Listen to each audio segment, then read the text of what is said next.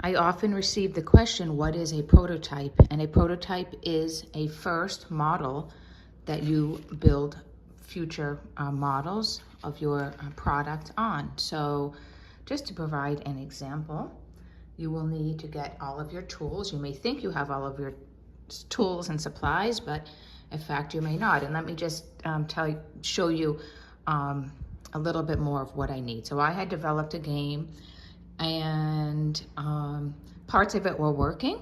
And as you see, how did I develop it? I had some construction paper around, and actually I had my niece and nephew cut out these little squares. Some of them have fallen off.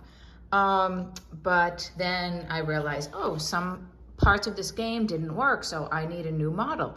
Didn't have any more construction paper, so I took a bag from Trader Joe's and I cut it out. Here's another example here, cut out so I can try different things. There's another one over there, testing different possibilities. Another thing that I had realized in developing this game, I needed a timer. At first I was using the AI to do the timing, but then I thought I needed something else. So the natural item was a sand timer, which I got on Amazon. Then I played the game with some others, and I realized that really the sand timer, although it worked obviously to tell the time, it was not ideal because the nature of the game was to be looking away from the sand timer, so I think another type of timer, like a sort of kitchen timer or something that could turn and ring, would be better. I purchased, not that this was necessary, I could have used coins or something, but to make it fun, I did purchase these on Amazon.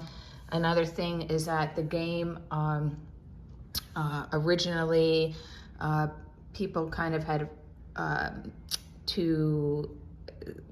could have cheated, is what I want to try to say. So in order to add a little bit of an element of surprise to the game, I added a die. So, and now after they get to a certain spot based on a task they have, they roll and then they move that number of spots. So they really can't control what happens here. So those are just some of my thoughts. You may think that this is an easy task. It is not. It takes a lot of time and practice and testing out different methods. And that's what this is all about. The other thing is that I just found downstairs, I wanted to share with you. Obviously in this version, it's like a path, and I found these little, I think they're used for bingo, dab or ink, and I thought, oh, maybe I could try that somehow to make the path on this new version with that ink. So just look at what you have around the home. Sometimes you're surprised, and start your prototyping.